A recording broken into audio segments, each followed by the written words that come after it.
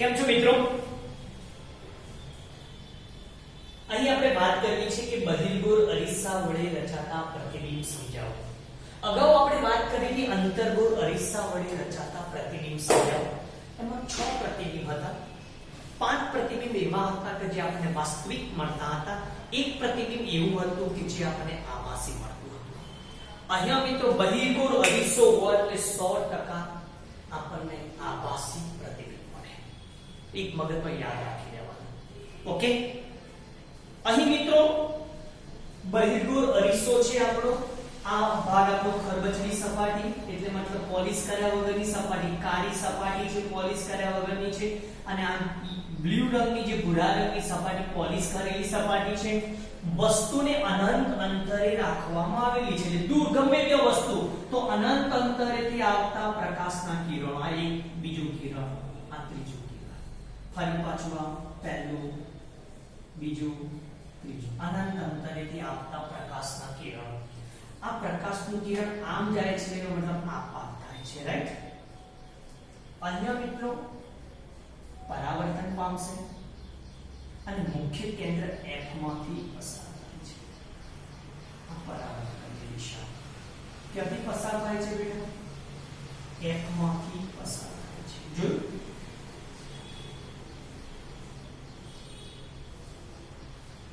તો આ આપણી તો અહીંયા આપણને વસ્તુનું પ્રતિબિંબ બિંદુવત મળે છે બેટા, બરોબર છે. પણ જુઓ બેટા, અરીસાની પાછળના ભાગે મળે છે એનો મતલબ આભાસી હોય. યાદ રાખવાનું, પ્રતિબિંબ અરીસાની પાછળ મળે. પ્રતિબિંબ અરીસાની ક્યાં મળે? પાછળ મળે તો કેવું હોય બેટા? આભાસી. તો ચલો પ્રતિબિંબનું સ્થાન ક્યાં મળે છે? F ઉપર. તો લખી દો પ્રતિબિંબનું સ્થાન મુખ્ય કેન્દ્ર F ઉપર. પ્રતિબિંબનો પ્રકાર ખૂબ જ નાનું એટલે લખશું વસ્તુ કરતા ખૂબ જ નાનું. વસ્તુ કરતા ખૂબ જ નાનું બિંદુવત. બિંદુવત બરોબર.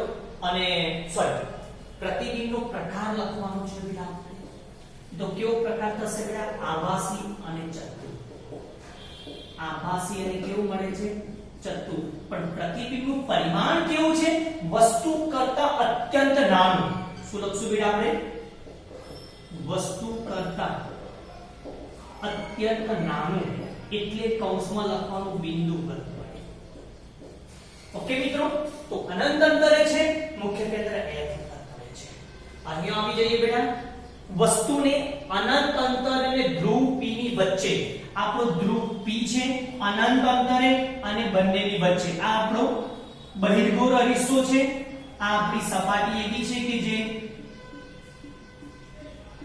કેવી સપાટી કહીશું? પોલિશ કરેલી નથી, જ્યારે બહારનો ભાગ પોલિશ કરેલો છે, રાઈટ?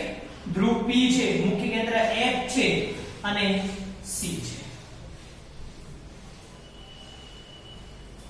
સૌથી પહેલા પ્રકાશ વસ્તુના કિરણો, પહેલું કિરણ A માંથી અહીંયા બહિર્ગોળ અરીસા ઉપર આપાત થાય છે, આપાત કિરણ. હવે આપણે ચોક્કસ ખબર છે પહેલું કિરણ ક્યાંથી પસાર થશે?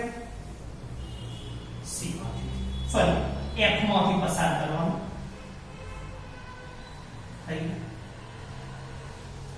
આને આપણે આ રીતે બતાવી દઈશું. ક્લિયર? હવે મિત્રો બીજું કિરણ A માંથી પસાર કરવાનું. ક્યાંથી પસાર થશે? C માંથી.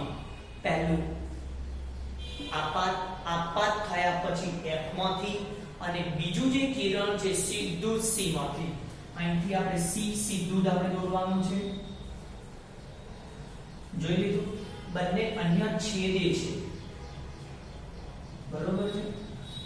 આ આપણું પ્રતિબિંબ. જ્યાં છેદે ત્યાં પ્રતિબિંબ મળે, રાઈટ? સીધું જ મળે છે બેટા.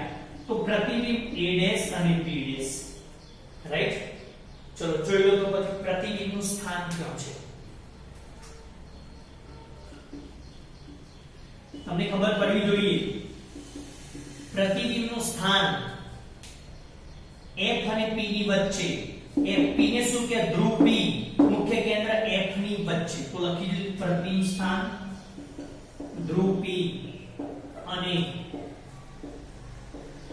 મુખ્ય કેન્દ્ર F ની વચ્ચે પ્રતિબિંબ સ્થાન પ્રતિબિંબનો પ્રકાર લખો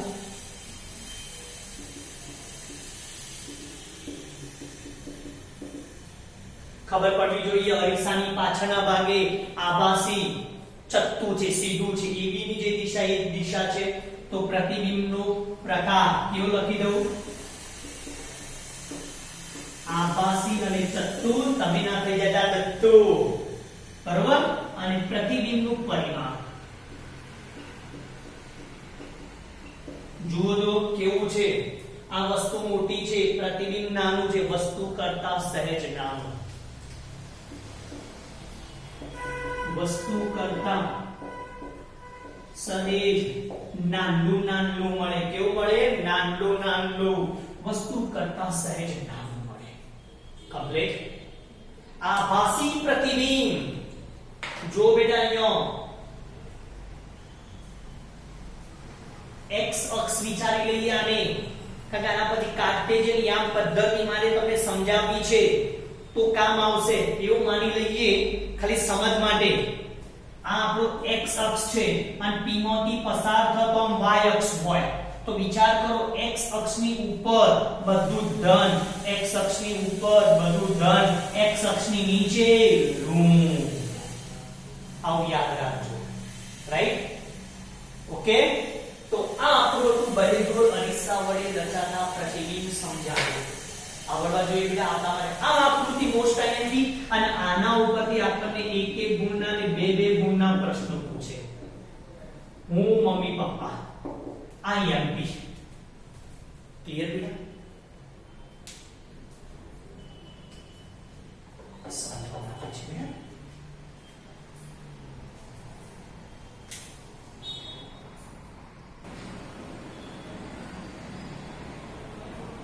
મિત્રો આપણે વાત કરવી છે ગોળીય અરીસા માટેની નવી કાર્ટેશિયન યામ પદ્ધતિ સમજાવો અહીંયાથી 3 માર્ક્સ મળે તદુપરાંત દાખલા ગણવા માટે પણ આનો ઉપયોગ કરવો પડશે ફરી એક વખત ગોળીય અરીસા માટેની નવી કાર્ટેશિયન યામ પદ્ધતિ એટલે x યામ અને y યામ તે તરત આપણને આઈડિયા આવી જાય કે આપણે આલેખો દોરતા હતા આપણો x અક્ષ અને આ આપણો y અક્ષ રાઈટ આવું કઈ કામ કરવાનું છે તો હું સૌથી પહેલા અહીંયા વાત કરું આપણો આ છે અંતર્ગોળ અરીસાની વાત કરી લઈએ અંતર્ગોળ અરીસા ઉપર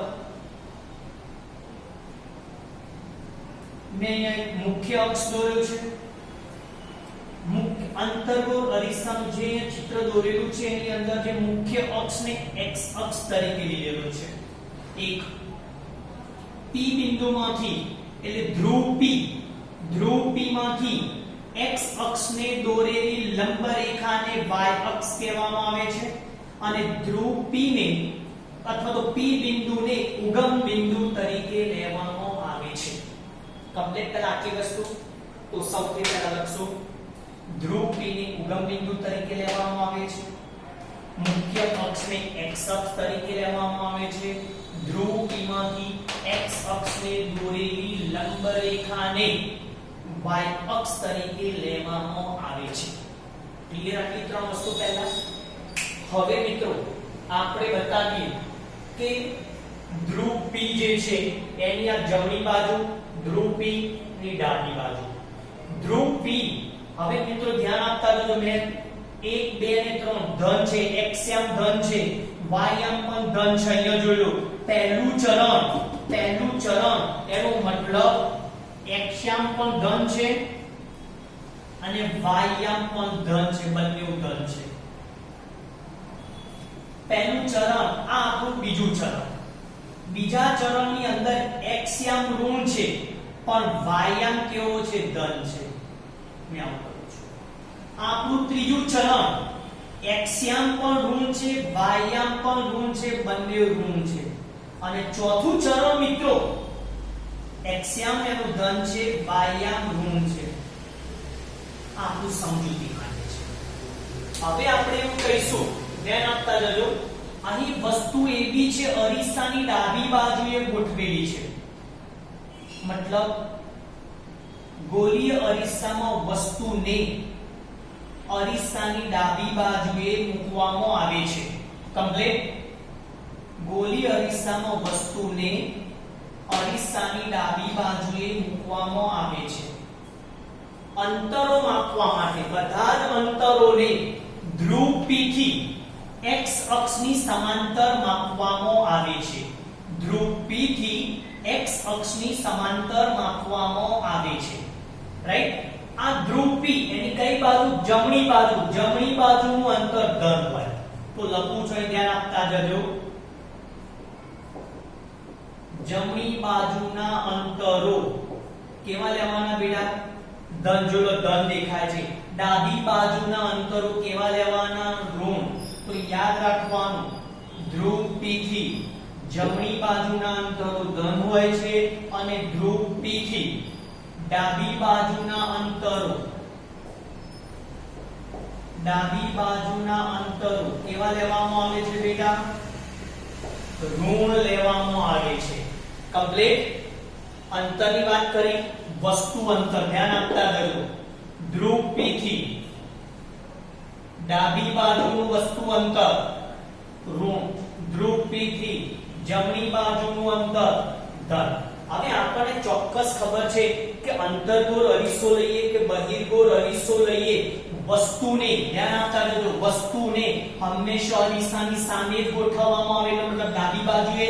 તો વસ્તુ જે છે એનું અંતર હંમેશા કેવું લેવામાં આવે છે? ઋણ લેવામાં આવે છે.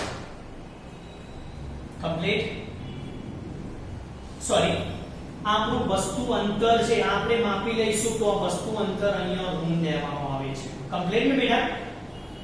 ફરી એક વખત અરીસામાં વસ્તુની ડાબી બાજુએ ગોઠવવામાં આવે છે માટે વસ્તુનું અંતર અહીંયા ઋણ મળે છે. રાઈટ. અંતર્ગોળ અરીસાની અંદર વસ્તુને x અક્ષને લંબ રૂપે ગોઠવવામાં આવે છે. કમ્પ્લીટ. ચલો હવે મિત્રો પ્રતિબિંબ. અહીંયા પ્રતિબિંબ જો નીચે રચાય છે, ઉલટું પ્રતિબિંબ છે તો વાસ્તવિક પ્રતિબિંબ છે. જો પ્રતિબિંબ વાસ્તવિક રચાય તો આ વાસ્તવિક પ્રતિબિંબ વાસ્તવિક રચાય તો x અક્ષના નીચેના ભાગે લંબ રૂપે હોય છે. તો આવા અંતરોને કેવા લેવામાં આવે છે? ઋણ લેવામાં આવે છે. ક્લિયર? તો જોઈશું વસ્તુ મુખ્ય અક્ષને લંબ રૂપે ઉપરની તરફ હોય છે. ઉપરની તરફ હોય છે માટે વસ્તુની ઊંચાઈ ધન હોય છે. વસ્તુ ઊંચાઈ ધન હોય છે પણ વસ્તુ અંતર ઋણ હોય છે. મતલબ અંતરની તો વાત કરી દીધી છે. હવે વસ્તુની ઊંચાઈની વાત કરી દઈએ. વસ્તુ ઊંચાઈ x અક્ષને લંબ ઉપરની તરફ હોય તો વસ્તુ ઊંચાઈને ધન લેવામાં આવે છે. પણ પ્રતિબિંબ જો x અક્ષના નીચેના ભાગે રચાય, એનો મતલબ વાસ્તવિક પ્રતિબિંબ રચાય, તો આ પ્રતિબિંબની ઊંચાઈને ઋણ લેવામાં આવે છે. જોયું બેટા? વાસ્તવિક પ્રતિબિંબ x અક્ષની નીચેના ભાગમાં હોય છે, આથી વાસ્તવિક પ્રતિબિંબની ઊંચાઈ ઋણ લેવામાં આવે છે. વારું શું કરે? વારું કરી છે. સાંજના ભોજનને વારું કહેવાય. વાસ્તવિક પ્રતિબિંબ ઋણ હોય. કમ્પ્લીટ. હવે આભાસી પ્રતિબિંબ. આપણે જાણીએ છીએ કે આભાસી પ્રતિબિંબ એ અરીસાની પાછળના ભાગે રચાય છે, પણ એ પ્રતિબિંબ અહીંયા રચાય છે. તમને ખબર હોય રાઈટ ને? અહીંયા રચાય છે. તો આ રચાય છે તો ધન કે ઋણ? ઉપરની તરફ ધન છે. તો આભાસી પ્રતિબિંબ x અક્ષની ઉપરના ભાગે લંબ રૂપે હોય છે માટે આભાસી પ્રતિબિંબની ઊંચાઈ ધન લેવામાં આવે છે. કમ્પ્લીટ. તો આ આપણી કાર્ટેશિયન યામ પદ્ધતિ છે બેટા. જેમ અહીંયા આકૃતિમાં જેવું લખ્યું એવું બધું જ અહીંયા લખાણ કરી દીધું. એક વખત જોઈ લઈએ. ધ્રુવ P ને ઉગમ બિંદુ તરીકે લેવામાં આવે છે જેના યામ 0 0 હોય છે. મુખ્ય અક્ષને x અક્ષ તરીકે લેવામાં આવે છે. ધ્રુવ P માંથી મુખ્ય અક્ષને દોરેલ લંબ રેખાને y અક્ષ તરીકે લેવામાં આવે છે. વસ્તુને અરીસાની ડાબી બાજુએ મૂકવામાં આવે છે. ધ્રુવ P થી બધા જ અંતરો x અક્ષને સમાંતરમાં આપવામાં આવે છે. આ લીટી ન લખો તો ડાયરેક્ટ લખો.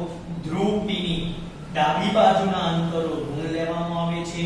ધ્રુવ P થી જમણી બાજુના અંતરો ધન લેવામાં આવે છે. વસ્તુને સમજો, વસ્તુને x અક્ષને લંબ દિશામાં ઉપરની તરફ મૂકવામાં આવે છે. માટે આ વસ્તુની ઊંચાઈ જે છે કેવી લેવામાં આવે છે? ઋણ લેવામાં આવે છે. બરોબર ને? પ્રતિબિંબ માટે બે લીટી લખવાની.